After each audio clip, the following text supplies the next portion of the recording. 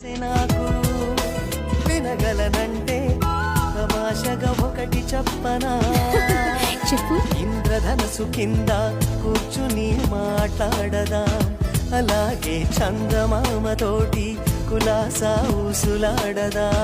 వింటుంటే వింతగా ఉంది, కొత్తగా ఉంది, ఏమిటి కథనం?